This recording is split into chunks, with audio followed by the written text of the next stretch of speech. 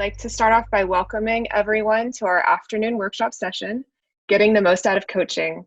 With that, we're ready to get started. I'm happy to introduce you to our presenters, Ying and Colin.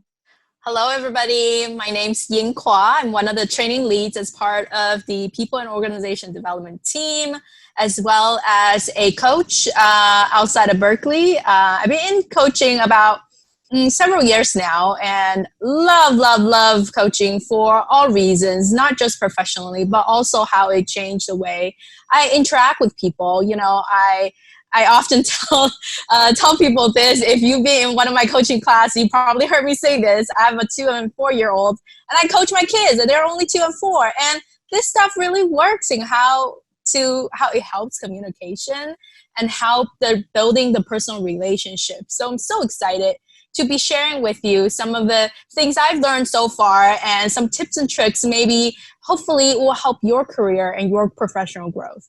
And with that, I turn it over to my fabulous colleague, Colin Gerker. So happy to be co-presenting with him. Hey everyone, Colin Gerker here from Berkeley People and Culture.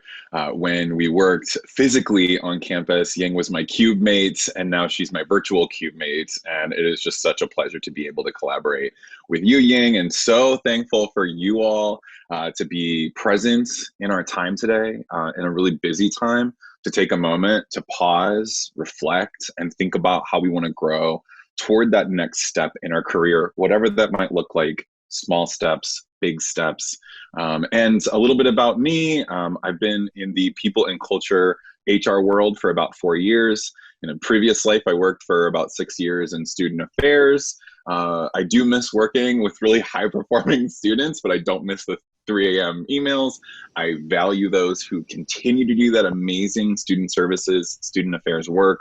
But now I get to support you all in doing that work and maximizing our potential on the staff development, staff learning side of the house. I am one of our co-teachers in the Growing as a Coach class, the co-chair of the Cal Coaching Network, and the performance project manager for the new performance program for non-represented staff called Achieve Together. Ying and I are also the co-leads on the brand new Berkeley People Management Executive Coaching Program. This is a cohort-based program that we'll be sharing more about during our time today. The applications for the program are due on September 1st, and you will find that link during our time together within the chat as well as in our resources. Really happy to be with you all and really looking forward to having some conversations and reflection about getting the most out of coaching, relationships, conversations, network building, and the lot. So with that, I'll turn it back over to you, Ying. All right. So we really hope this, it's more of a kind of start the thinking or conversation on how can we get more coaching in our lives. I've seen some benefits, there research that shows benefit, but how can we see that for yourself, because everybody's different, right? One of the quotes I really like about this work and what is coaching about is that coaching is really not about telling. It's more about partnering. It's about partnering with the person you're talking with in a very thought-provoking way, asking questions and that deeply listening, that it's a creative process and it's a collaborative process that really helps to maximize that person's potential. What I like to think about as my role as a coach is I'm not going to teach you how to do things, or I'm not going to solve your problems for you, but because I believe that you have the capacity, the capability. Everybody is whole and resourceful. You can solve your own problems. And my goal is how can you make yourself believe in that to really reach your potential, maximize what is really inside of you and bring that out, bring that fullness out to reach maybe your professional goals, maybe personal goals, and anything to help the person grow. So what we hope that you can walk out of, oh, this is Colin, sorry. Are we doing our poll? Oh yes, we have a poll. See, that's why I love working with Colin, because he brings me back on track and I just keep talking. And likewise with you to me. Ying, do you want to walk us through the poll? Yeah, so I see that you all have already started polling or submitting your answers. So we just really want to see, like, what are you walking into this session with experience with coaching? We have a lot of certified coach really in Berkeley. Colin and I teach the Growing as a Coach class, so you might have taken that or heard about it. And some of you might be in a managerial position where you regularly use this coaching approach in interaction with your direct reports, or maybe it's peer-to-peer, right? Colin had mentioned also there's the Cal Coaching Network, which I love to see that some of you have been to that. Awesome.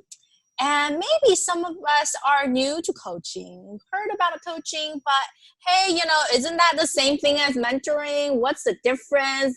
I've been advisor before. Is that the same thing? So just kind of get a feel about the room here. So we actually do have a certified coach in here. So feel free to chime in and add the richness to Colin and I's presentation today. And love to see that, hey, there are 52% of us that's actually quite new to coaching. So love to see you here and love to see that people are interested in this topic, because one of the goals for Colin and I is also to build a coaching culture here at UC Berkeley. Make it a norm. That's how we talk to people. That's how we interact, whether it's to our direct reports or to our peers, or maybe coach up, or maybe outside of the professional network, maybe back in our personal relationships. All right, so with that. Super, super cool to see kind of experience and what folks are bringing to the table. I think that it's really, really valuable for us is that we have folks all over the spectrum of experience with coaching, being coached or being a coach, to be sharing in the chat today when we have some of those open questions. So we really look forward to the wisdom in the room. So for just a few learning objectives for today, we're going to go and break this down into 3 sections. Learning the fundamental coaching skills and critical coaching principles. We're going to be looking at that from actually a UC Berkeley coaching model lens, so our own local homegrown model that anybody can use to learn strategies to maximize coachability of self and others.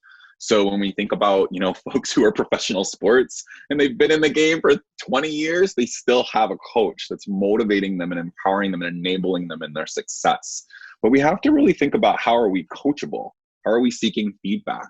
How are we getting out in front and really working to own our development and growth in our career? But also, who are we asking for help from along the way? And then we're going to do a little bit of an activity this afternoon. So leading up towards the near end of our session, we'll have the opportunity to use that handy dandy 4-step UC Berkeley coaching model, which we'll talk about today, to build, develop, and to update your coaching network. So you might be thinking, what is that? And some of you might be thinking, okay, cool, I'm going to work on refining mine. But wherever you are, that's totally cool. We really are excited to work with you in going through a step-by-step process to think about the steps that you can be taking for that next step in your career.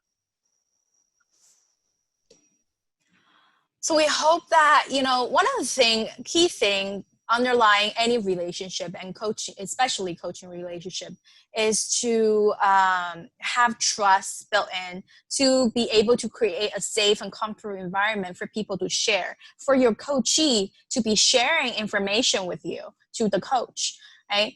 So for this session, although it is recorded, we still want to respect the confidentiality of stories that we hear. So if you want to share something but don't want it to be public, feel free to send it to either Colin and I or Kate, our moderator, so that we can read out your comment but not share, but your name won't be on there, okay? At the same time, we ask everybody to keep an open mind. Maybe we already know about coaching. Maybe we already have a perspective on it. But maybe just come in with an open mind and just open to new ideas, and hear what we got to say, and then go back and tie it back with what you already know and bring it to the room. Maybe, let's all talk together. How does this impact where we are today? How can we grow as a professional, and where does that lead us in the future? We do hope that you stay engaged with us with the chat, and maybe we just focus on like our learning and what does it mean for me, and how this is going to help me to really participate in the exercise that we have later, to really plan out that 4-step for yourself. All right, with that being said, what exactly is coaching? I know some of us are very experienced coaches already, so love to see some of that comment in the chat. What is coaching to you already? What is your perception as of now coming into the session? And maybe how has coaching impacted your life?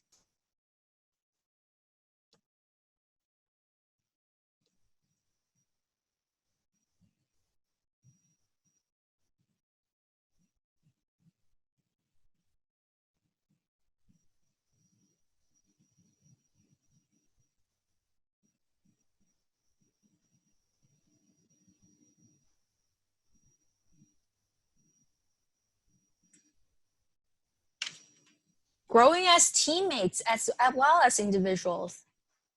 Asking questions, not telling answers, awesome.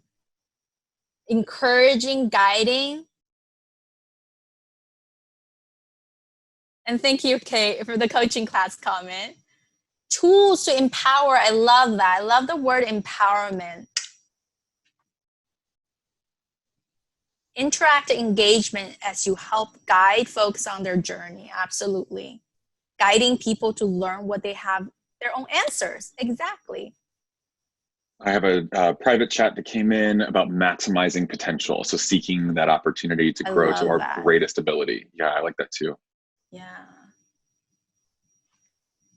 And from a client perspective, help me create strategic approach and accomplish my goals, built around personal strength and belief. I love that.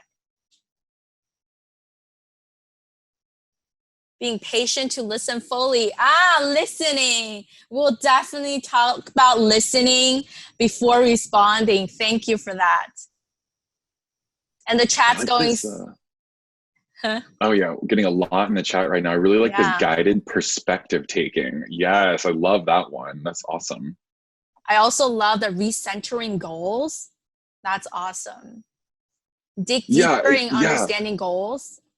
I love that, because like we set our goals and then like the world changes in an email 5 minutes after we set the goal. So revisiting those and getting on the same page and keeping them alive, that's so important. Adapting to how people learn. Everybody learns differently. Absolutely. Yeah. So I probably missed some of these comments because they're scrolling down up pretty fast, but all of these are so great, you guys. This is so rich right now. Maximizing potential, empowering. I love the word empowering as well. That's absolutely what is coaching about. And how that differs from some of these other words you might see on the screen is with all of these other things, whether it's problem solving, feedback, counseling, therapy, fixing a problem, mentoring, directing, all of that information comes from the person doing it into the other person. Like if I'm the mentor, I'm mentoring, information comes from me, right? I'm sharing my personal experience. I'm sharing my learning through my career that, I'm sharing that to the other person. So information comes from me. Coaching is the entire other way around. It's the information comes from the coachee, the person being coached. And the coach's role is really doing that recentering and guiding and make sure that, hey, we're still focused on this thing that we wanted to focus on, but I'm pulling all the information from the person, right? From the person being coached. So that's how we unpack, how we really bring out everything that this person already got within them, but bringing out by allowing them to self-explore, by allowing them to shift perspective, by allowing them to think outside of their normal, comfortable way of thinking, of doing things, and perhaps challenge a little bit, stretch them just a little bit to push them a little bit out of their comfort zone, but still be able to succeed with that because that's what they've got it. And your job is bring it out. So that's what I really love about coaching is that, I don't need to solve your problem for you. You can solve your problem, and I'm just here to support. Okay. Now, in the work world, though, coaching, it's kind of an art to balance between when we interact with people. Sometimes there's that directive style, especially if you're a supervisor or manager, where you are managing some direct reports. Sometimes you have to direct them on what your expectations and what they need to do. That's more of the directing style. And that's more of a hands-on approach if we look at this continuum. But on the other side of the continuum, there's that coaching style. Coaching style is more of the hands-off. It's more you're supporting. You're more just guiding. You're partnering. You're asking questions or you're listening. And information really all comes from the other person. Now, of course, there's not just an extreme one way or the other. There's that balance to it, right? So as we start to introduce this coaching approach, what we're saying is, and not so much to the extreme where in a conversation, you just need to listen and partner and not offer advice.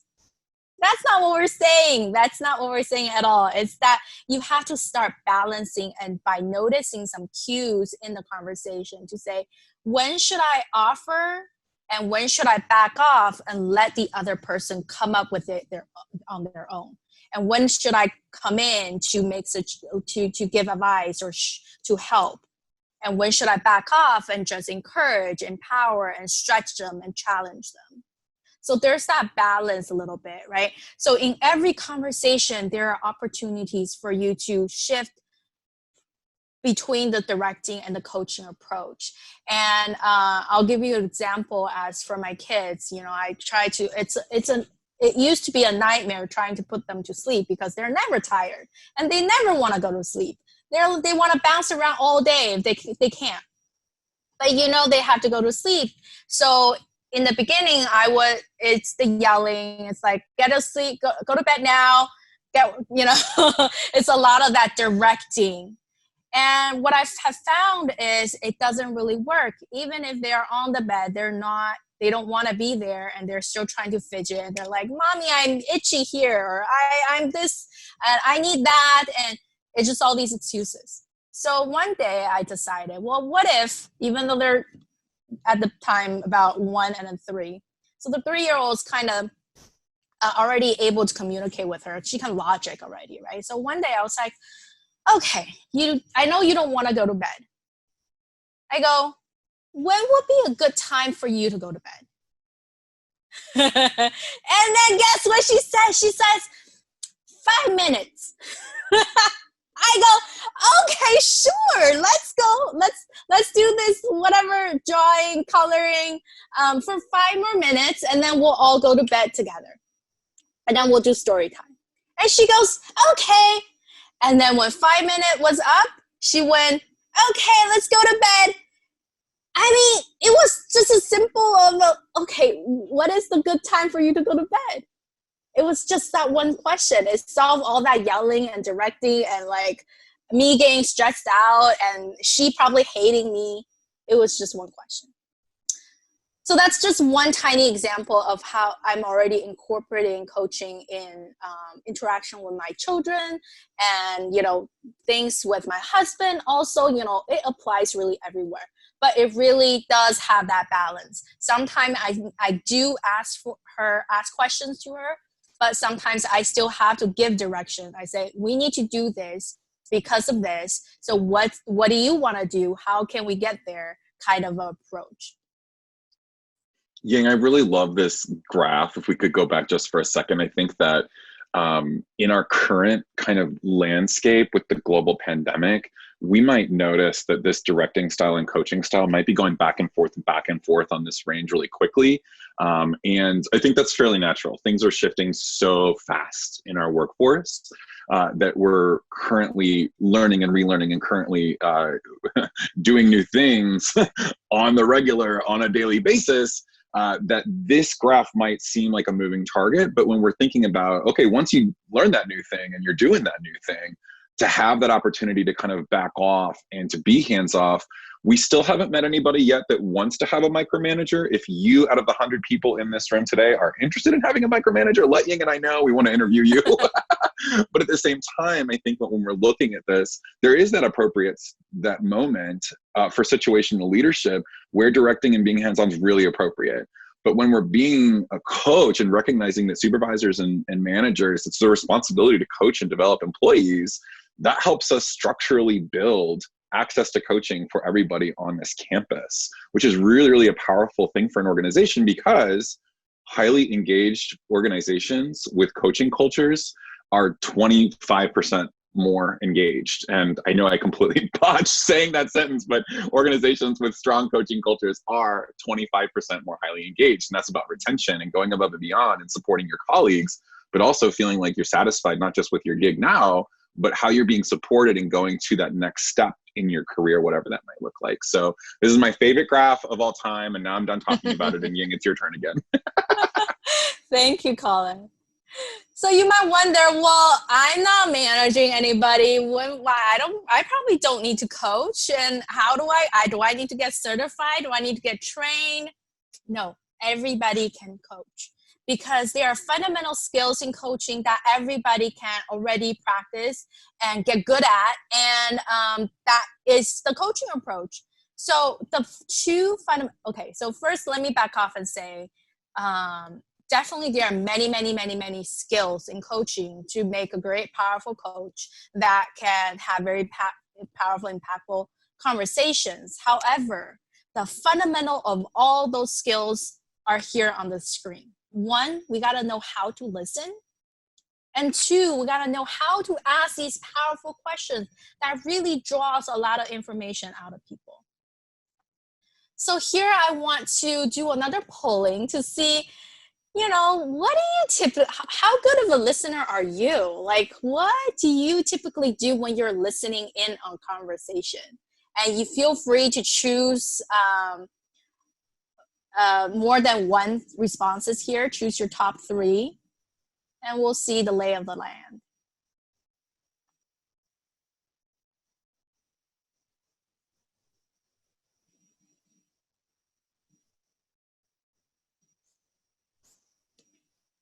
About a third of the way in. Great job responding to the poll, y'all. Thank you.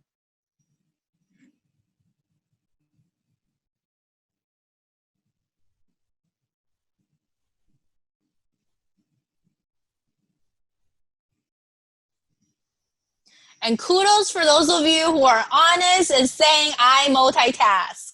I was just going to say the same thing. Because we all do that. It's so human. I'm talking to my husband and I'm trying to read a text all the time.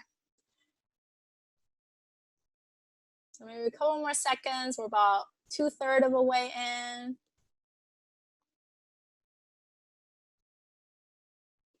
Okay, cool. All right, so here's what you all said. 30% of us said, I think of responses. That's also very, very normal. And solutions, very, very normal where our mind just goes. However, sometimes we do find our mind wander to, oh, it's the afternoon, it's 2 o'clock already, all these things I'm learning, and what am I gonna do to relax at the end of this virtual conference? Multitasking, I listen. Most of us said I listen. That's great. Eye contact, awesome. Verbal, nonverbal cues. There are a lot of great listeners in this room, picking up for those nonverbal cues and repeat back what I hear and check if we're on the same page. Those are all great things. And one thing I want to point out about listening, I'm going to stop sharing results. I can do that. One thing I want to point out about listening is not the same thing as hearing. It might sound the same, but hearing is a physiological process that just happens, unless we, of course, we have, hearing impairments. But other than that, it just happens automatically. We hear things, right? But listening requires a psychological process that requires deep intention and you being there fully present with the person that you're talking with. This is a psychological process, and it really requires intentional listening, or we hear the term active listening, right? And checking in on what is my intention at this moment. Is my intention to be with this person and listen and try to, understand where this person is coming from, the situation? Or is my intention at this moment, I want to look good, the person's talking to me, I can't talk right now, so I'm pretend listening, but my mind is actually on this other thing.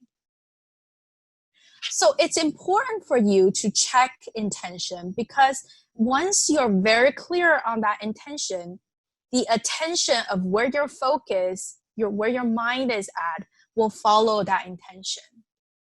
Okay?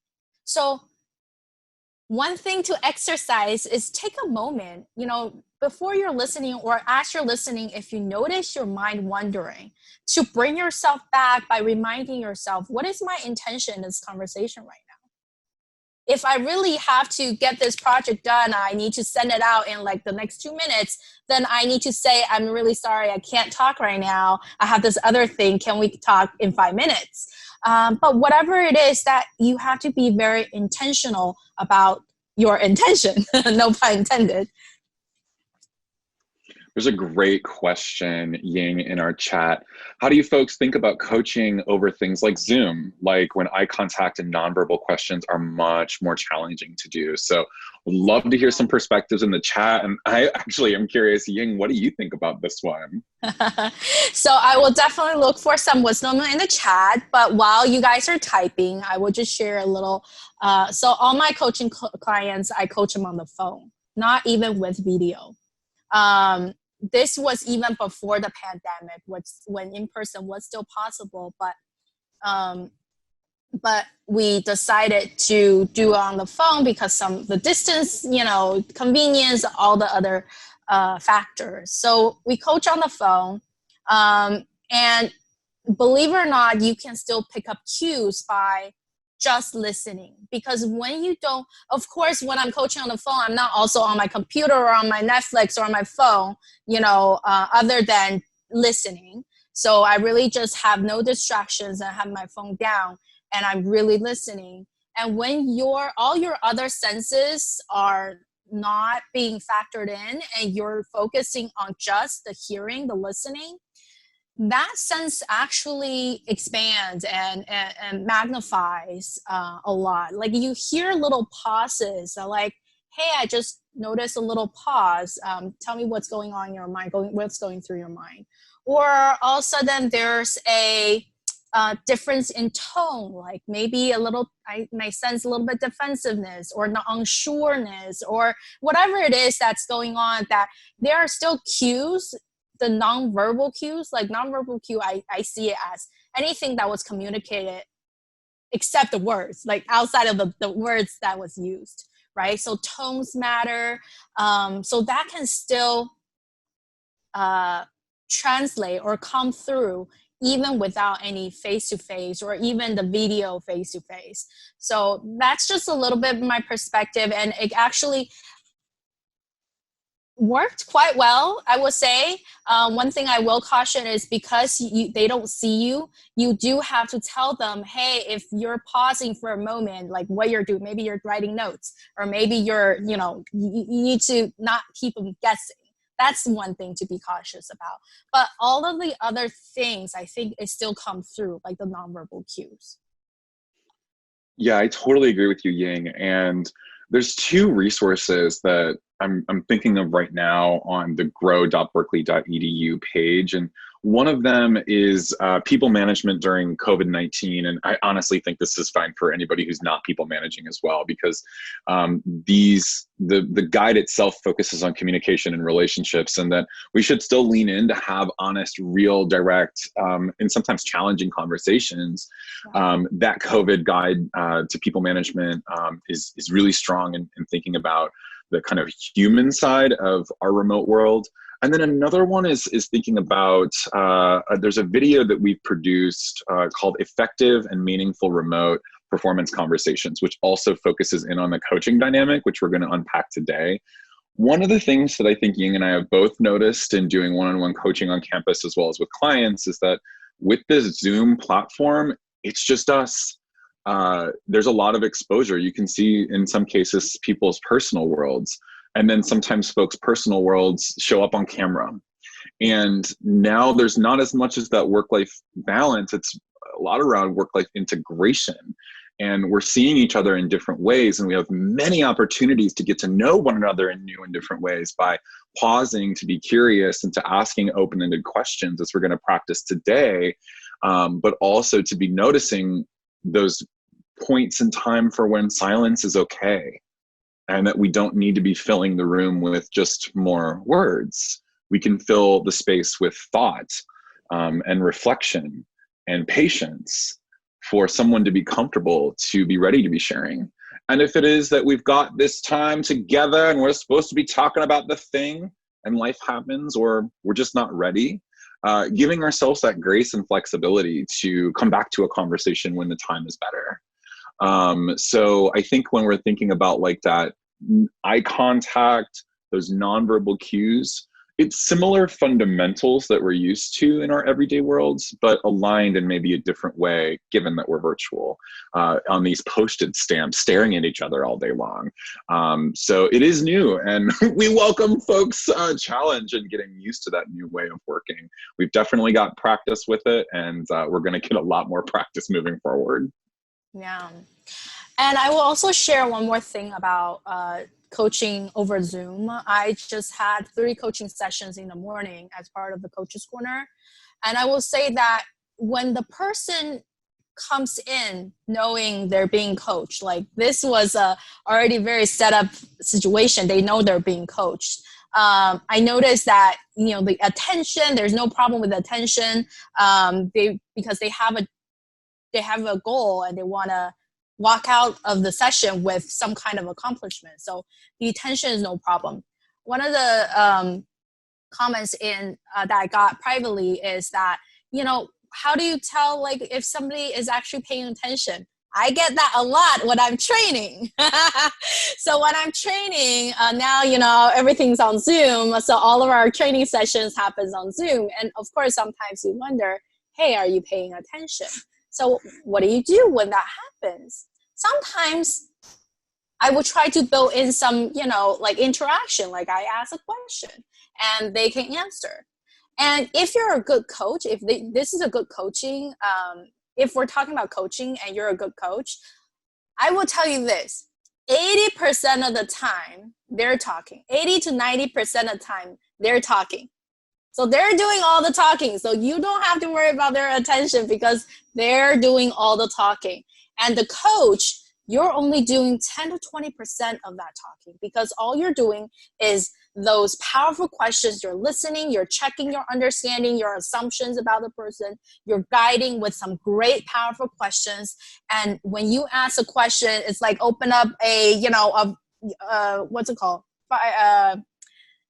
Water fountain that they just go, right? That's the ideal. So in a coaching conversation, honestly, my coaching conversations, I think oftentimes they're doing all the talking and I'm not giving advice. I'm not doing anything. And sometimes at the end, it's like, oh, thank you so much. I don't know how I got here without you. I'm like, you did all the work. I just said 2 words. I just asked 2 questions. You did all the work. So then you don't have to worry about them paying attention because they are doing all that work. Now, another point about nonverbal cues is that nonverbal cues can give you assumptions of what you think is going on. But what's important is you don't just go off of your own assumption, but rather you check in your assumption with the person, because nonverbal cues can be different person to person, culture to culture. For example, eye contact. We say this all the time, maintain eye contact, but that's this culture. In this culture, it's important for us to maintain eye contact when talking to the other person. However, in other cultures, that could be a thing that's very offensive thing to do. It's intimidating, it's offensive, it's not respectful. You do not keep eye contact. So that's also a culture difference, right? So for nonverbal cues, it's important for you to notice them and to help you form your own thoughts. But the important thing is not just go off of your thinking with those things that you pick up, but rather, hey, I noticed what is happening in your mind? Is that right? Are we on the same page? So you want to check those nonverbal cues with the people that you're talking with. Any other comments that I missed that we should address? Sorry, I can't. You're doing great. Yeah. Okay, cool. But this is like what one great question can do. It really kind of allows us to go a little bit deeper. So really appreciate everyone's inquisitiveness and curiosity about how do we map this to our new normal. People are like rolling their eyes hearing that, but that's our new normal. This is what we're doing. And I really love what Colin said about allowing for silence. So that was the hardest thing for me to do when I started coaching, because as soon as there's a gap of silence, I'm like, oh, I need to ask the next powerful questions to get this person talking. They're not talking anymore. I start panicking. So I like these two quotes. One is the same letters of listen and silence. And the other one is, I really like, is wait. Why am I talking? Because in a coaching conversation, when you're coaching somebody or listening to somebody, if your job at that moment is to listen and your intention at that moment to really fully understand, then you should just be listening. And if you had asked a great question that really turned on their thinking engine and got them to think, and they're not saying something, but maybe because they're thinking, right? So by you interrupting and come in and follow up with another question or start talking, that stops that thinking process. And the great groundwork that you've just done, you just broke it yourself, right? So allow for silence, as uncomfortable as it can be, allow for silence and just wait. And then when it's your turn to speak, to ask the next powerful question, then you ask. Another thing that was hard to do is that people often listen to respond. Oh, sorry, wrong quote. Stephen Covey, very popular author for a very popular book, 7 Habits of Highly Effective People, says this quote, which is absolutely right. People listen thinking, well, how do I respond to this thing that they're saying? Rather than really trying to listen and understand what they're trying to say. Have you been in a conversation where people come to you with a thing, oh, I have this issue, say, oh, I'm so stressed out about this shelter in place thing and I can't focus. And people start to, I know it's really stressful. Have you tried doing this? Maybe take a time management course. Have you tried meditating? They start offering, but if we explored a little bit more, maybe those are not the problem. Maybe the stress is not those things that we try to make suggestions of, or the things that we already come up with our head, right? So listen with the intent to understand. It's really hard. Our mind will wander because our mind goes faster than somebody can talk. That's why we can complete people's sentences, because our brain works that way. We think faster than what people can talk. So what do we do in those blank spaces? Those are the times for you to start picking up those nonverbal cues. What is the shift in energy? What is the body language? How come they went from relaxing in the back and all of a sudden lean forward? What happened? What just happened? What is that facial expression that you just saw? Or what is that shift in tone that you just heard? What is that gap in the conversation, the silent? Are they thinking, or what is happening, right? So notice those things, notice those shifts in energies, and then check your assumptions with the person you're talking with. So I love a lot of these listening quotes. Here's another one. More to say to listen. Be passionate about listening. Be curious. One of the fundamental kind of thing a coach must have is curiosity. To be deeply curious about the other person. It's not about what you can do. It's not about what you can say. It's not about what you can do to help the other person. It's about what they have, what's their thinking, where are they coming from. It's about your curiosity about where they are at. So be passionate about listening as you are about wanting to be heard. And then I also think that some of us said in the poll, I listen. Okay. And there's a misconception that great listeners are sponges. They absorb a lot of that information. And I like to offer that, no, great listeners is not a sponge. Behind this little cross arrow is actually a sponge. But we're not sponges. We're actually trampolines. We're sounding boards. We hear ideas, we hear energy, and we absorb it, and we bounce it back. We amplify, we energize, we clarify their thinking. And that's what great listeners do by, checking your assumptions or by repeating back to them what they have said, not just passively absorbing, but actively supporting that person. So this definitely includes those skills in picking up nonverbal cues, and how do you respond to those nonverbal cues.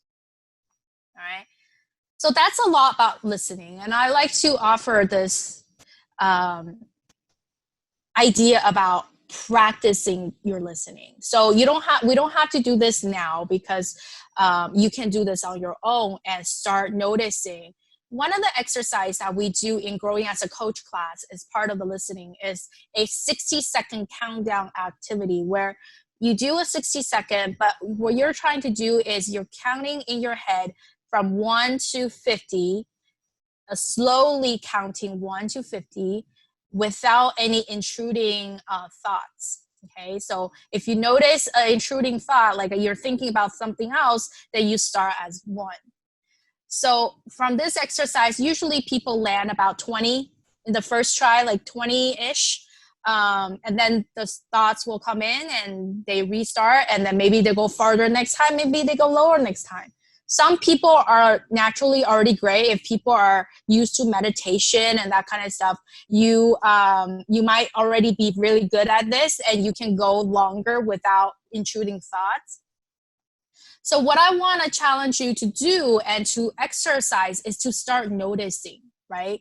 As you are counting, what are some things that's coming into your head, and how do you bring yourself back to just start focusing on the counting?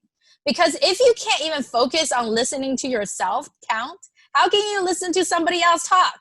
But this is a muscle that we can strengthen and exercise, right? The more you exercise, you practice, you will get better. And once you can count to 50 without instruction, next time talk to somebody and really notice when those thoughts come into your head, and how do you bring yourself back to being with that person. Yeah, So, Ying, do you mind if I share? I think this is so great to continue to practice that listening muscle. One other option for folks is to do kind of a mindfulness activity and focusing in on breathing, and then going through your 5 senses one at a time for a few moments at a time. it enhances our awareness of our senses. And then I usually end with the listening and picking up on all of the different things that I might be noticing in my room, my fan, my cat scratching against the door to come in, the squawking birds that should be nocturnal that are outside, and just to be aware and to be noticing those sounds and to come back to your breathing. That practice is strengthening not only your breathing capacities and the oxygen going to your head, but also your ability to focus and to be mindful and aware in the moment. So I'm really curious on what are some things that you guys have tried. There are some great listeners that we saw on the polls. What are some things or exercises that you have tried that have worked for you to bring your thoughts back from mind wandering to actually listening?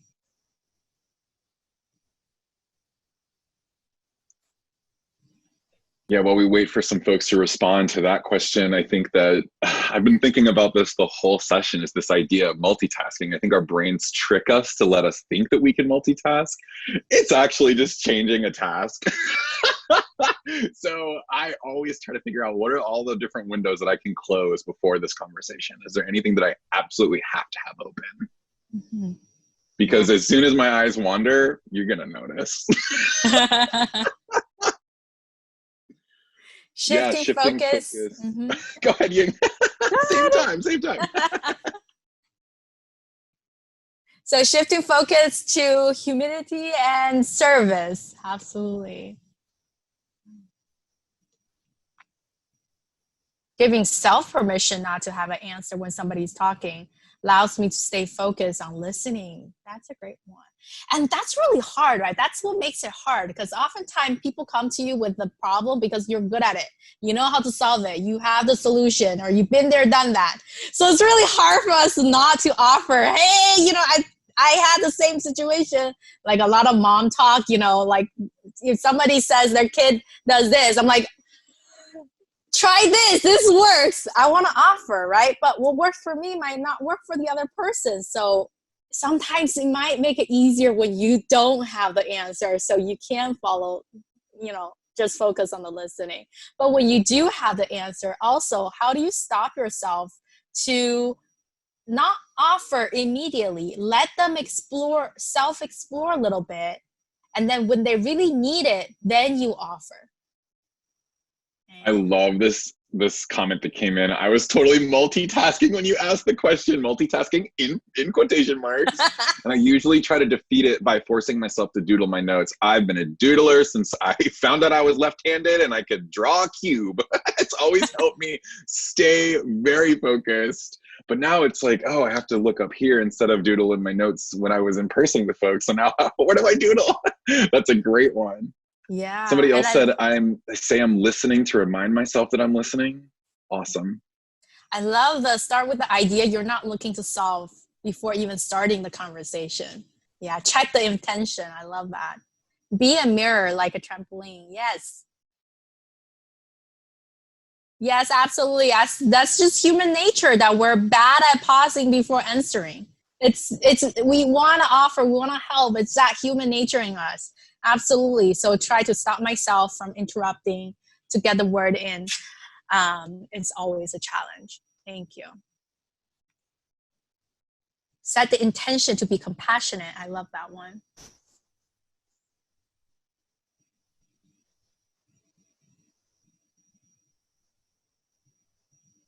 Yeah, disciplining myself to listen in order to learn something new, even if the person thinks I have all the answers. I love that. Yeah. It's really great. And then let them know that they've taught me something new.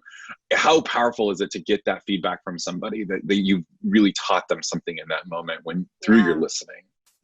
That's awesome. And I really like that. Yeah, these are good. Orient my ears towards the person rather than eyes, because sometimes that's distracting. I love that. That's self-awareness right there. You know what it works, and you know that, hey, this way helps my listening. And, make sure that that's clear with the other person. You're not just not looking at them because you're distracted, but that's actually helping your listening. Back pocket or parking lot solution.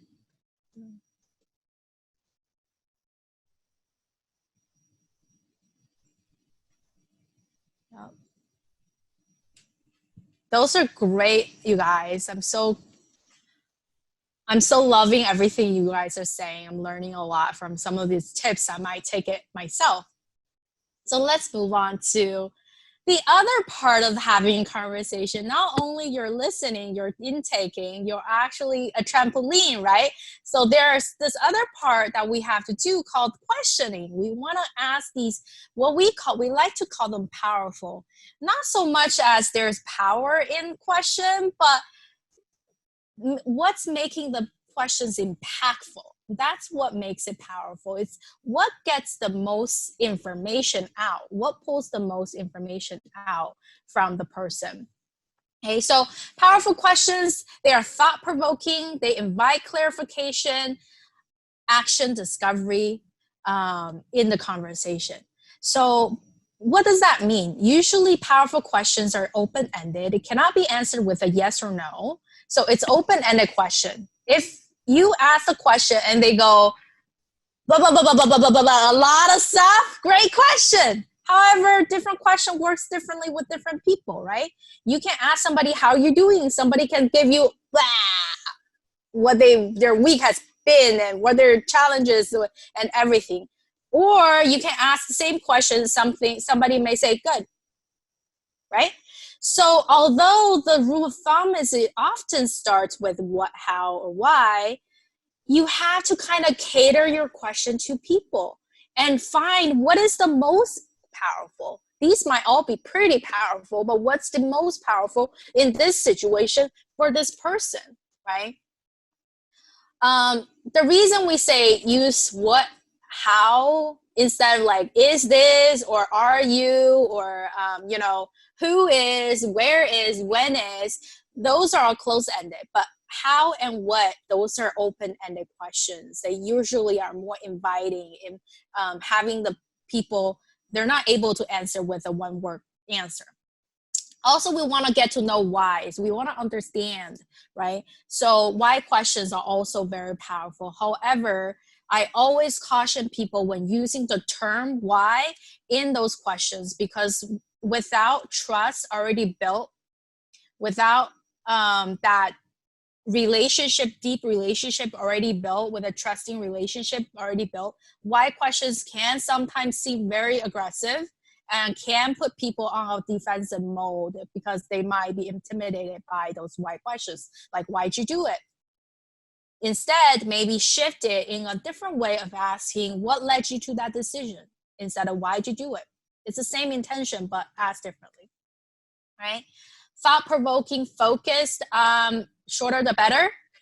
Sometimes we ask very long-winded questions where at the end of your asking questions, the other person's like, what are you trying to ask me? Like they lost focus, right? So keep it short, keep it concise. If they need clarification on what you're trying to ask, they might ask a follow-up. Otherwise, they might give you back, maybe the answer they gave you wasn't what you intended. You can always follow up with something else. That's okay. But what they gave you is something you don't know, and it can be powerful and can be rich, okay?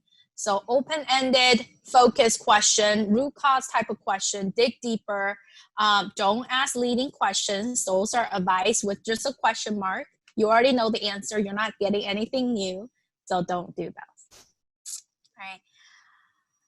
So here are some examples, and this was taken out of Coactive Training Institute. They have some examples of powerful questions on different types of questions. So for example, clarification type of questions. What do you mean? What does that feel like? Or perspective. What does fun mean to you? Or what does a different perspective, what would a different person look at this situation and say to you? Like those are different type of questions. And you can find a lot more of these by clicking on this link, and it has a more complete worksheet from what I just kind of screen captured for you. Okay. And all you can see from all of these, they're very open-ended. You generally can't really answer with a yes or no to any of these, or a one-word answer.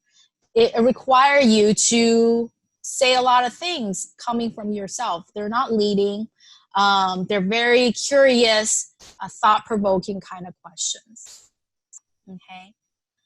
So with that being said, I want to do a little exercise with you guys. Here are some questions that, in our opinion, they're not so powerful.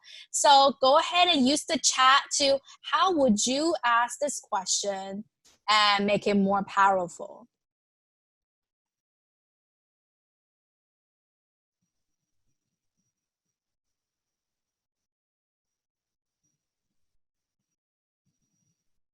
Are you going to do XYZ?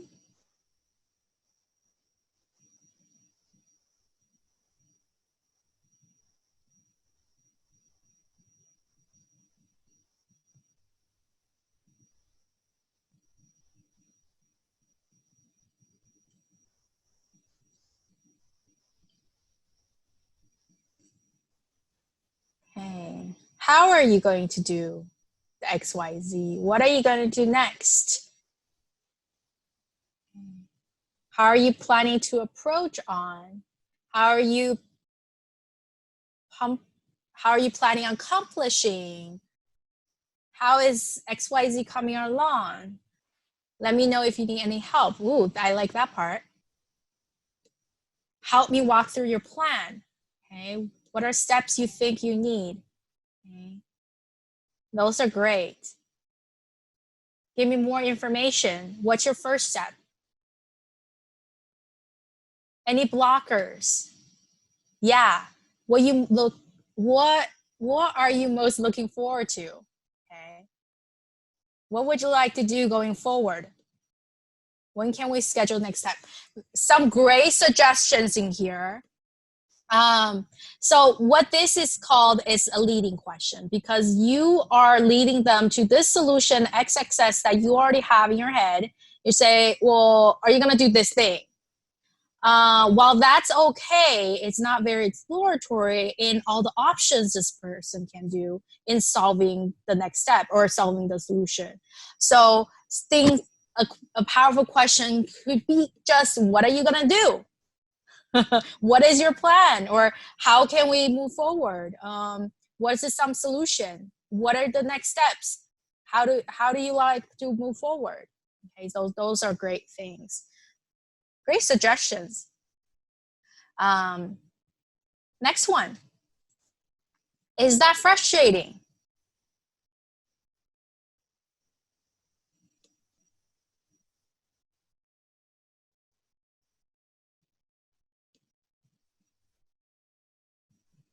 How do you feel about that? How are you feeling? Love it. What are your pain points? Love it. How has your experience been? How are you feeling about it? What is your experience? I love it. So frustrating, the reason we say this is not a powerful question is, even though this is kind of being empathetic, which is an important trait of a coach, is be empathetic. But this is a feeling word that we're suggesting to the person. So be careful with feelings, is because unless the person said, oh, I'm frustrated, you don't want to be saying that feeling word to them, because that's suggesting something maybe they're not feeling, but by you suggesting, they're going to feel that way. That's the tricky thing about brain. So instead of saying, oh, is that frustrating? Is that tiresome? Is that, ask them, how do you feel about it? Because you don't know how they feel. What are the obstacles, right? Why do you feel this way? How can I help? Those are all great. So be careful with feelings word. And if they said, oh, I'm frustrated about, I've been Zoom all day, I'm so frustrated. And then your question could be, what is most frustrating? What are you frustrating about? All right. So that's going to help you shape your later conversation on what can we work on to get you not feeling this way. Huh? All right, next one. What were you thinking?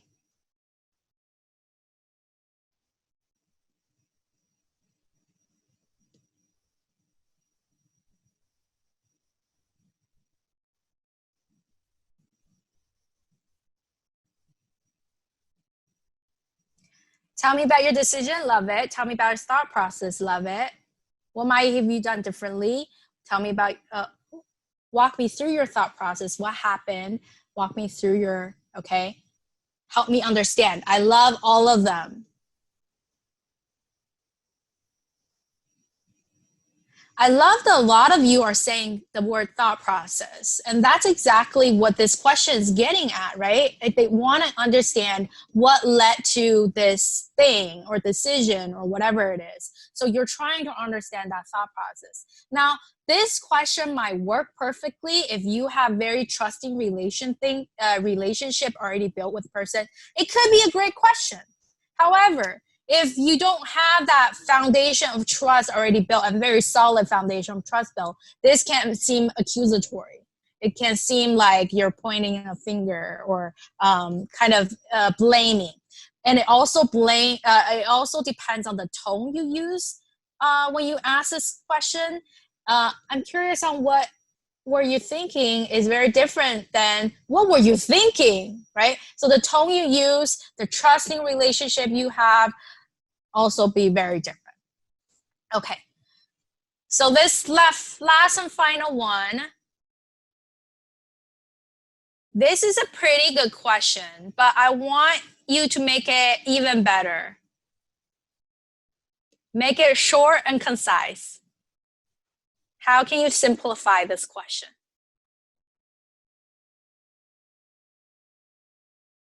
What do you see yourself contributing? What's next? I love it. 2 words.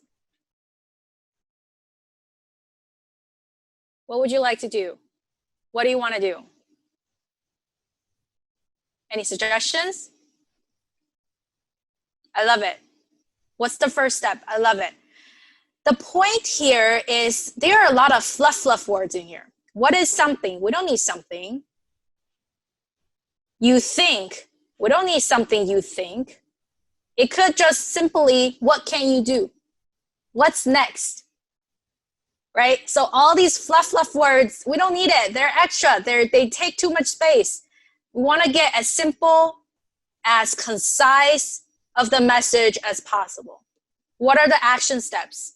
Great. What part can you handle? Great. Okay.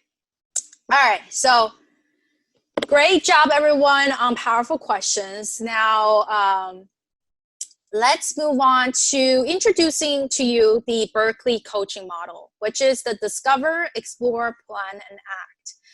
Explore is where we understand the situation to really fully understand the situation, not take their surface question or surface what they initially came to you as is, but really unpack and dig deep. And then explore is where we explore options. What are some things we can do? What are our choices? This could be thinking outside the box. Don't worry about whether or not we can do them, but what are some things, ideas? Just brainstorm, okay? And then out of all these great ideas, the plan comes to decide on what is it? What is doable? What are you gonna do? What are you gonna do about the actual action plan? And then once you have that plan, it's then go and do it. So act. From the coachee perspective, you act on the plan, but from the coach perspective, you're supporting the person, right? You're continually supporting the person on, do we need to establish accountability? How can I help you? How can I keep you accountable? What are some things that I can do to support you? So all of those are in the act. So all our coaching model came from a company called Leader Success, which we partner with. There are many coaching models out there, but we chose them because this is a very simple model to apply in any type of coaching conversation. It could be a performance conversation for managers, those of you who manage people, or it could be a regular day-to-day conversation with you and your peers or your family. Understand the situation, explore options, plan your actions, and do it. And then the principles that we have are these things. These are the underlying key principles for any coaching relationship. You must have trust, okay? Coach, empower, challenge, encourage the other person as a coach. That's what you do as a coach. Show deep caring. And also, I will also kind of add on the side that you have curiosity, to be deeply curious about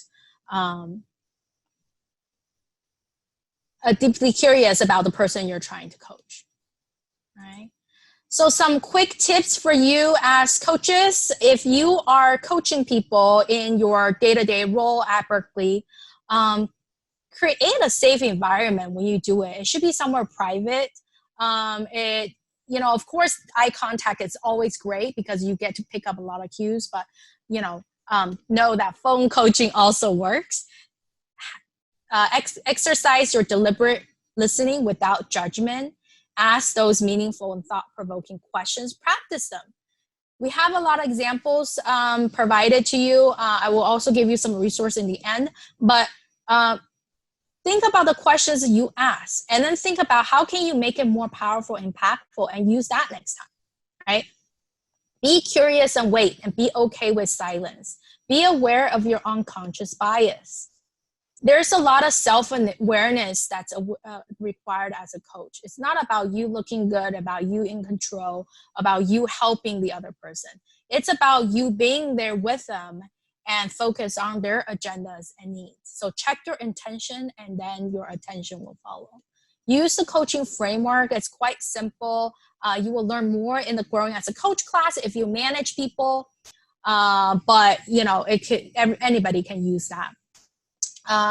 Continue to build your coaching skills. We'll talk about CCN a little bit later, because coaching is something that you need to continuously learn and build. And one way to do that is to do it, to coach, to actually coach. And you can continue to learn those skills and continue to practice those skills. And CCN is one of the opportunities or venues that you can do it. Don't try to problem solve. They're not there for you to fix them. They're not there to, you don't need to fix their problem or solve their problem for them. They are fully capable. Now, remember, there's that directing side and the coaching side, right? If somebody's brand new and they really need help, then by all means, give it to them. But if they are fully capable, then you believe that they do, then take a backseat approach and coach them to try to solve their problems for them, for themselves. Okay. All right. Turning over to Colin on what happens if I'm being coached. Yeah, so looking at kind of this other lens of kind of coachability, right? So we've kind of gone over some of those best practices, tips and tricks, fundamentals, key principles of coaching. Now, what about coachability? It is not a technical skill or inherent ability. It's really about having a growth mindset. Okay, so think about that just for a moment. Having a growth mindset. Coachability is determined by one's ability to be effectively responsive to constructive feedback. I think also kind of getting out in front of it, seeking that, owning that. This also requires one to do so without losing resilience or without diminishing self-motivation and effort. It's also defined by the ability to adapt, improve, learn, have awareness of self and others, to role model what hard work looks like to you, to learn about what hard work looks like to others, and to communicate thoughtfully. Some quick tips about coachability. Communicate your needs, right? So thinking about what do I need? What would be helpful is sometimes a little bit more of a neutral perspective to start with. Be open and honest, be vulnerable. Stretch yourself and thinking about new ways, waking up every morning and thinking about what is one thing I'll do differently to try to be more efficient, effective, or better at what I do, or be better for myself or for others. Asking for support, asking for help, and assume positive intent of coach. And to also to make sure when there is an impact that happens on you in a negative way, to disentangle intent and impact. That the thing that happened is much more important than the intent. We want to recognize intent, and that's a thing, but to notice when impact has really made a difference, whether in a positive or a negative way. So Ying's going to briefly talk about coaching agreements, and then we're going to talk about coaching relationships, build our plans, and take us through the rest of the afternoon. So Ying?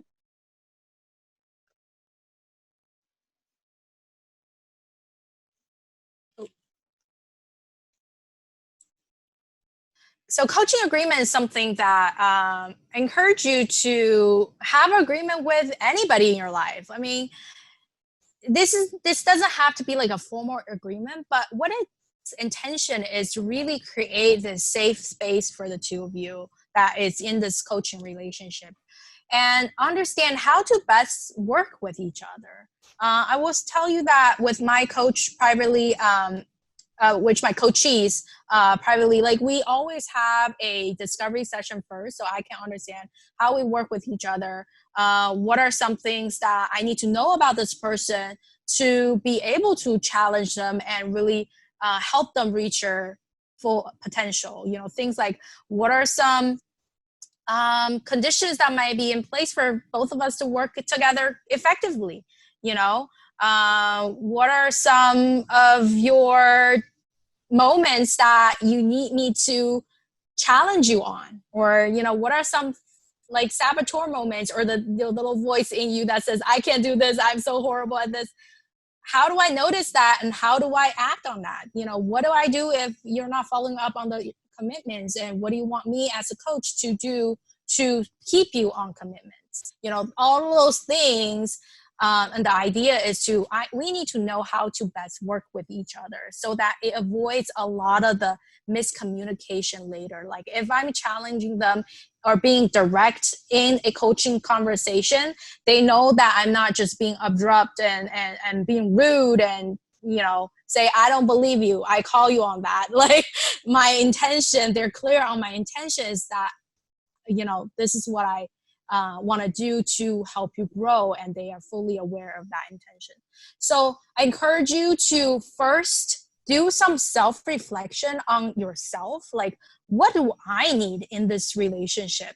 What is my style? And then what do I need from the coach, and be able to communicate with that. And this applies to your customers, your peers. What are some things your colleagues need to know about you to best work with you? You know, maybe I'm not quick on responding emails. Please G-chat me if you need something quick. I mean, simple as that. Like, what are some things that about you that people should know about you so they can best work with you? Okay. All right. I'm going to share really briefly about just some reflections on coaching relationships, and that's going to help us kind of get us to building our own coaching network plans. You know, I started doing some of this reflection really without a compass. I was doing it really retrospectively. I thought about kind of my thresholds. You know, folks were around for Chris's keynote this morning, reflecting in each of those thresholds in my life and who were the people along the way that helped me get pushed through to that next threshold. Whether I liked them or not, they were the people that really helped notify me of my true self and to help that kind of come out in its full force. And I was thinking about my push to college, my push to grad school. I mean, also a great coach was having the economy collapse, so I knew just to keep going to school. But at the same time, there were people along the way that helped me guide into where I needed to go next. I think also I needed to think back on my changes in my careers, knowing when the track that I've gone down, while it was really helpful at the time, it's not where I wanted to end up in my life. So those people along the way that were helpful, constructive, and supportive of getting me to that next stage. And then what was I doing to self-coach? What was I doing to find new people? And when was I noticing someone was coaching me? And when was I noticed that like I had to look back and be like, oh, wow, that one person that gave me all that perspective because they listened and because they asked questions. When I went back through my stories in my life, I got really vulnerable, even with myself, and a little bit uncomfortable. And when I was thinking about all those stories, I was noticing the wins and the losses and the challenges and the roadblocks along the way. And I started to think about back in the 2012 Olympics, there was Allie Reisman, who was the gymnastics star, and her parents were up in the stands, like reacting like every time she'd get up on the balance beam or on the floor. And I was doing that to myself, like, oh my gosh, looking back sometimes can be really challenging, but it's also really healthy to have human, real, honest reactions about how our lives have been so far and to humanize ourselves. And then I started to ask, okay, along the lines about all those people, what did they do for me? They listened, they asked questions, they focused on me, they sought to understand me, to empower, challenge, support, and stretch.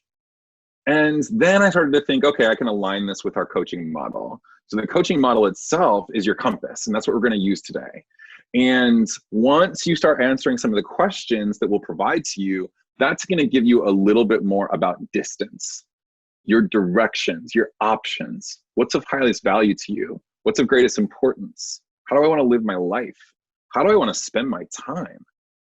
So 2 quotes that are going to be really kind of guiding us through our activity. One from Mr. Rogers and one from Dolly Parton. That first one from Mr. Rogers: always look for helpers. They can be your supervisor, they can be your partner, they could be your neighbor, they can be an old supervisor you haven't connected with, somebody that you used to work with as a colleague that you have trust built with, someone new. Find out who you are and do that on purpose. That's the second quote.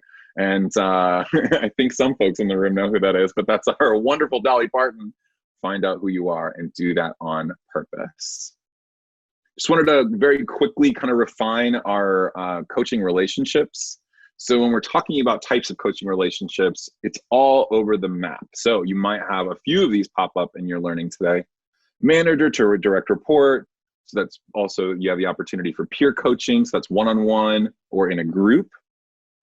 Coaching from professional networks, those that you connect with through your professional affiliations, personal relationships, and also through a certified professional coach.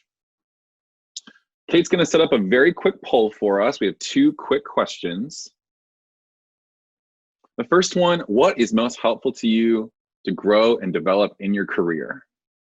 Take some time for y'all to share your responses.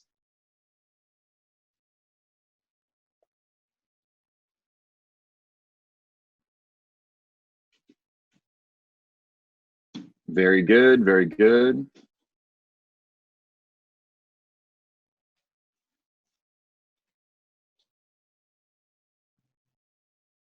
Awesome. Direct feedback is coming out on top right now. Tied with relationship building. Look at that. 67% of you indicating that relationship building relationships are really that way that you can help grow and learn. And I think at Berkeley, that's really true. Direct feedback.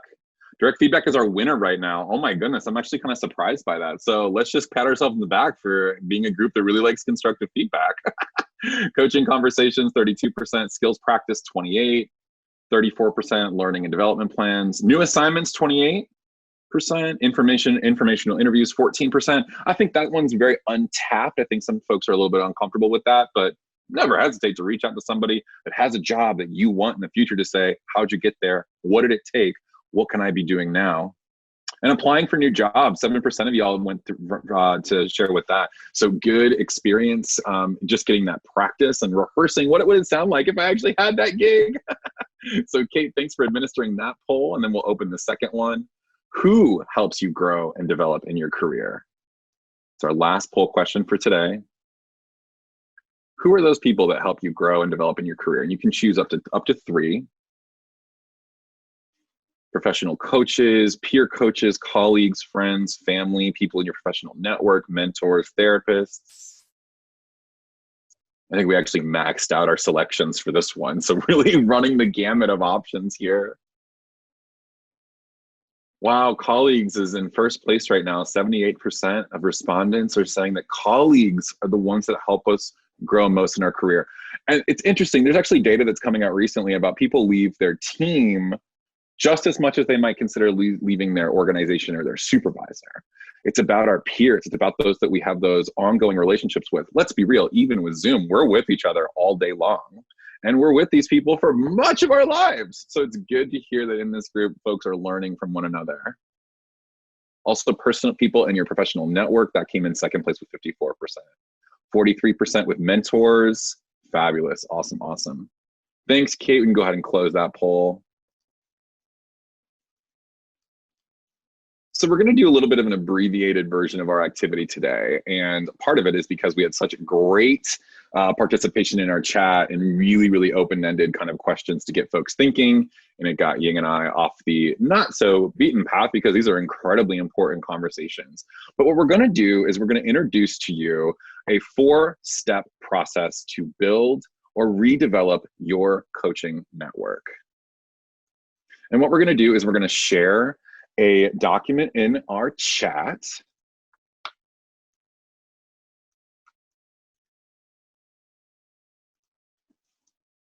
And this document, you can go ahead and download that now. There's some quick instructions about downloading. You'll click on File, you'll hover over Download, you'll click as a Word document, and then you'll save it and open it. Today's keynote is going to be talking about building yourself as a superhuman. And I think that's really exciting, and it's a great opportunity for you to use this worksheet tool to think about your next steps in your career, becoming that superhuman, or just validating that you already are that superhuman, and to use these 4 really key criteria questions to be thinking about how do you want to move forward in your career, and who do you need to access in order for you to get to those next steps.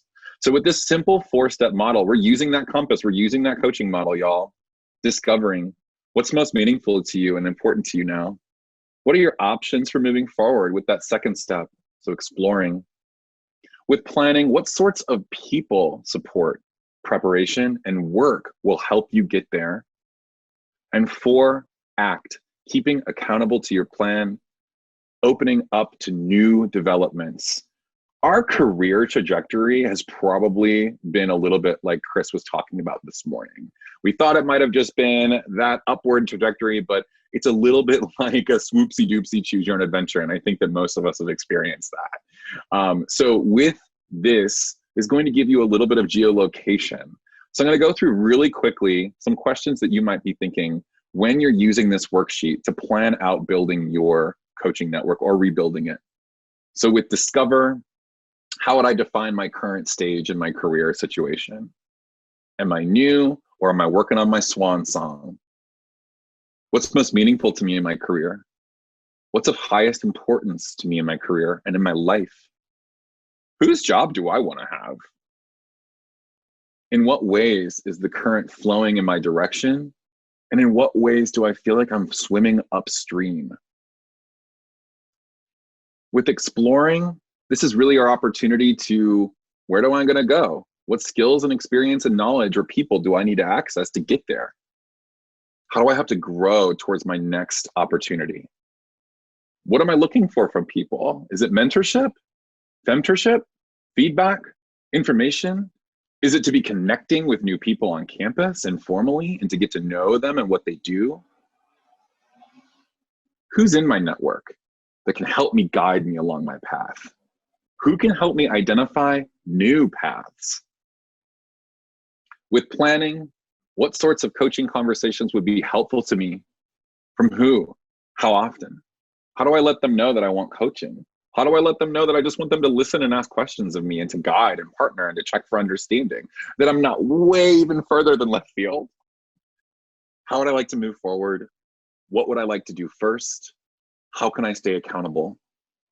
What might progress and success look like? What is my timeline and who can support? For acting, this is like the part that I think that people like the least, but it's where we learn the most. Through our experience and growth and that learning edge and that challenging of oneself to do something outside of our comfort zone and to stay outside of that comfort zone so we have deep learning. Where have I made progress? What's working, what's not? And being okay to talk about with yourself and others when things are challenging. How have I overcome obstacles and celebrated wins, small and big? How might new developments and learning impact my plan? So I started with my plan, COVID happened, new priorities at work, started with my plan, decided to go and get a master's or a PhD. My plan is changing. What am I learning now that those shifts are occurring? And am I open to making changes along the way? And what are my alternative support needs and actions when priorities change? When the plan shifts, we got to go back to maybe square one of our 4-step process and ask ourselves those healthy and meditative questions to make sure that where we started and along the way is mappable back to where we started. And if that's okay, when we need to be meditative and start again, I think that that is really the definition of mindfulness itself, knowing when we need to be present with starting again and being okay to do that. Ying's going to very briefly talk about building a coaching culture at UC Berkeley. We're going to share a few resources. And just to let you know, Ying and myself are available one-on-one if you would like to work on your 4-step coaching network plan after our session. So don't feel like this is your only time that you can connect with us. We're always happy to connect with you to support your growth in your career. So Ying, I'll take it over to you to close us out, and then Kate will follow up with our fancy raffle winner. So I'm going to stop talking now. Y'all have been the best.